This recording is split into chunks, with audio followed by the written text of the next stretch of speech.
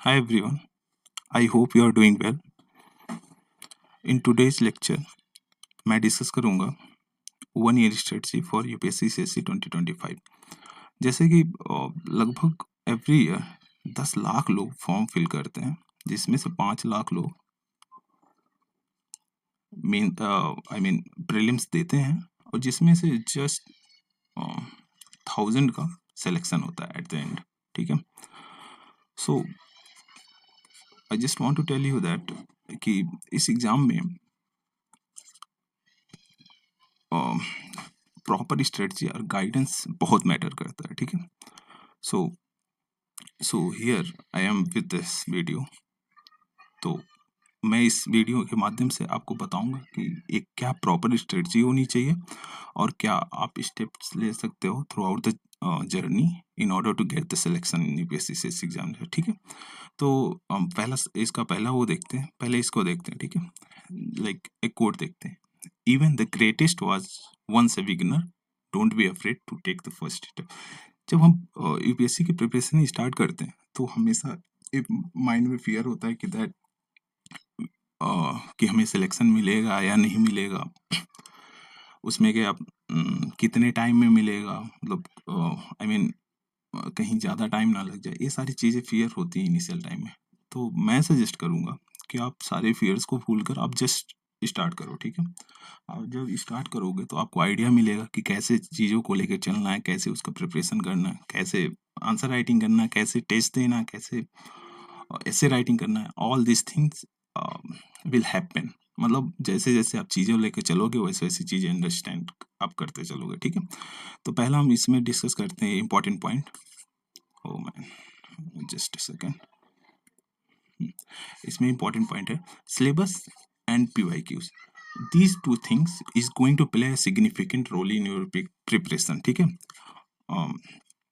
तो पहले तो जब भी आप प्रिपरेशन स्टार्ट कर रहे हो, आई वुड सजेस्ट कि आप सिलेबस और पीवाईक्यूज लेकर देखो, उसको अंडरस्टैंड करो कि कैसे क्वेश्चंस आ रहे हैं, किस टॉपिक से आ रहे हैं, किस वे में क्वेश्चंस पूछे जा रहे हैं। ठीक है, तो पीवाईक्यूज और syllabus is going to play important role. ठीक है, अभी अब हम स्ट्रेटजी को डिस्कस कर लेते हैं जो लास्ट 1 year के लिए है। ठीक है, पहला हम डिस्कस करते हैं जुलाई टू सितंबर का। ठीक है, इसमें हम क्या करेंगे,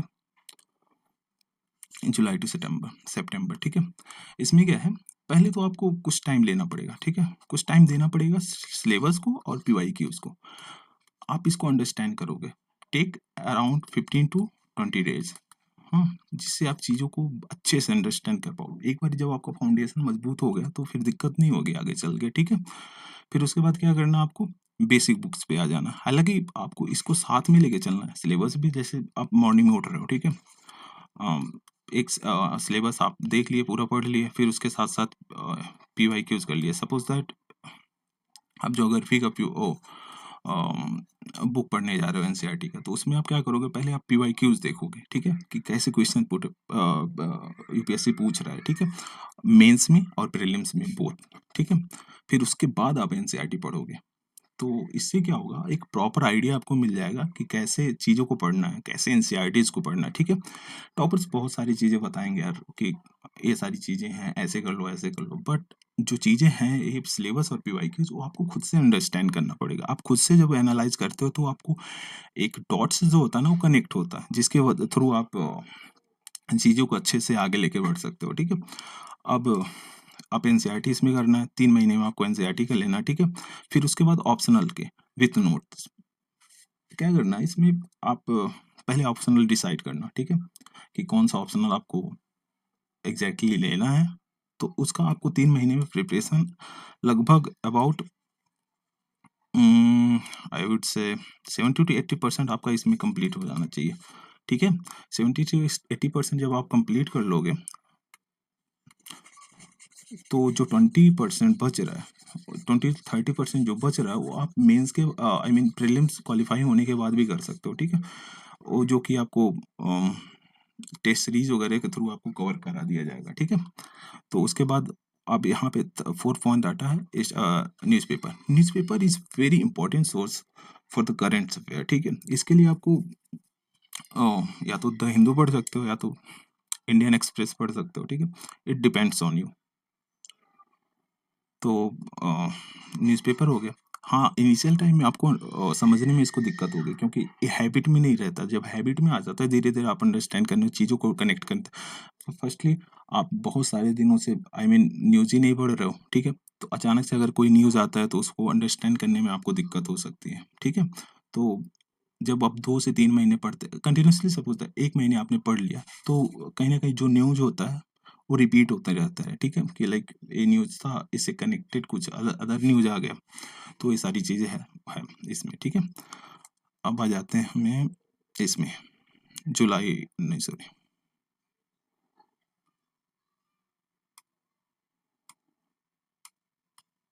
अब आ जाते हैं हम इस पे, अक्टूबर टू दिसंबर, ठीक है?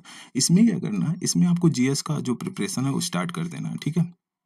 जीएस के जो स्टैंडर्ड्स बुक्स हैं, उसको आपको प्रेफर करना है। जैसे हो गया लक्ष्मीकांत, उम, लक्ष्मीकांत हो गया, ठीक है? लक्ष्मीकांत को आपको देखना है, स्पेक्ट्रम हो गया, स्पेक्ट्रम को आपको कवर करना है और भी जो स्टैंडर्ड बुक्स हैं इकोनॉमी के लिए, ज्योग्राफी के लिए I would suggest you to just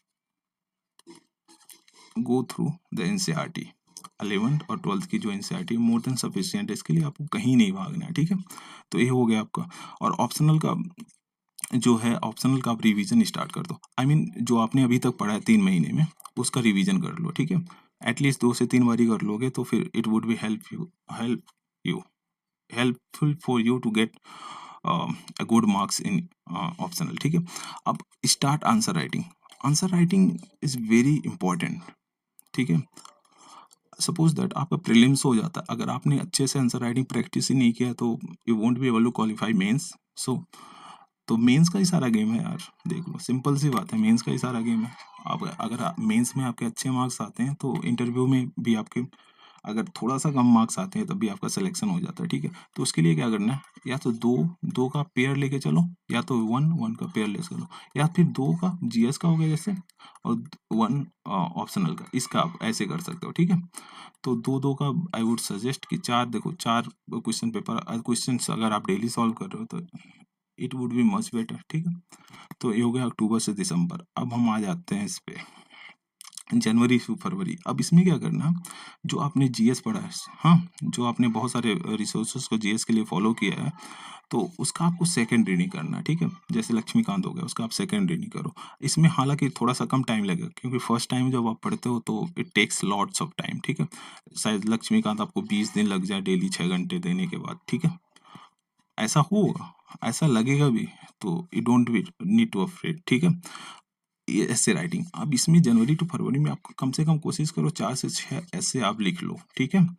और इसके अगर पॉसिबल हो तो शॉर्ट नोट्स भी बना लो, क्योंकि बहुत इंपॉर्टेंट है ऐसे का भी नोट्स बनाना, क्योंकि आपके पास अगर कंटेंट रहेगा तभी आप लिख पाओगे, अदरवाइज लिखना बहुत हार्ड हो जाएगा आपके लिए, ठीक है? इसको फ्रेमवर्क करना इज़ वेरी इंपॉर्टेंट, ठीक है?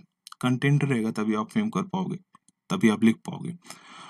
अब यहाँ से मैं बोलूँगा जो सेक्शनल के टेस्ट होते हैं, जैसे विजन के हो गए, इनसाइट्स के हो गए, उसको आप देना स्टार्ट करो, जिससे आप चीज़ों को एनालाइज कर सको कि हालाँकि जो एक सेक्शनल टेस्ट होते हैं या फिर जो फुल लेंथ टेस्ट होते हैं, जो कोचिंग मटेरियल के होते हैं लेटेस्ट ईयर के, उसमें क्या होता है, वो यूपीएससी के पैटर्न के अकॉर्डिंग ही क्वेश्चन सेटअप करते हैं। लाइक अभी जो 23 में क्वेश्चन आया, only 1, only 2 correct, only 3 correct, ठीक है?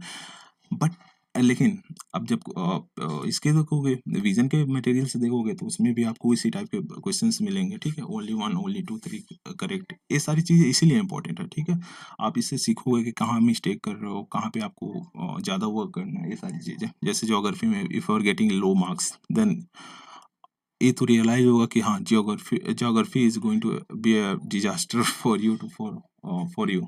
तो उसमें क्या करना है, आपको ज्योग्राफी पे ज़्यादा फोकस करना है, ठीक है? पॉलिटी में अच्छे मार्क्स आ रहे हैं तो फोकस तो उस पर भी करना, बट साथ ही साथ ज्योग्राफी पे भी फोकस करना, ठीक है?